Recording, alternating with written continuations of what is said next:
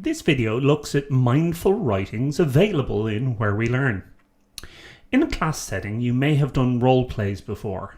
A mindful writing is an electronic interpretation of that exercise, where you are the primary focus of the process. A mindful writing asks your opinion, sets the scenes for you, and provides you some guidance. It then asks for your interpretation based on a scene, and the guidance you've been given applied. Let's see how this might play out. As always, we begin on the main menu. We choose the Your Studies toolset. We can then select the mindful writings that have been made available to us through the classes we have joined, or ones that are available publicly. In stage 1, we are presented a story.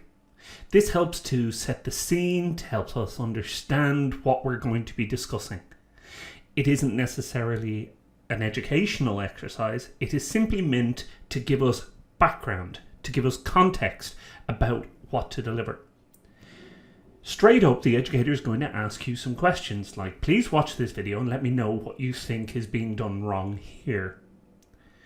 The video gives you some idea of a scenario and lets you relate your personal experience to what may be going on without any guidance at all. It is also possible for the educator to set a number of words or to get some minimum amount of feedback before progressing. This quite simply ensures that you are able to express your opinions fully to the educator so they can get an idea where your head is at, where your thinking is at, before we progress. As you can see, this employee is rather unhappy with the feedback she's received and decides to express it in a very physical way. This sets a scene. We now understand the kind of things that can happen. Stage 2 presents us with some guidance. This is training, a different way of seeing the world. The educational part of, well, if you thought in this way, how would it change the scenario?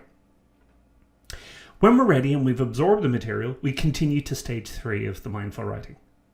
Now we can listen to and deliver our feedback on another scenario about how we have changed our way of thinking about something we may now notice, or how we now feel that that scenario could be dealt with.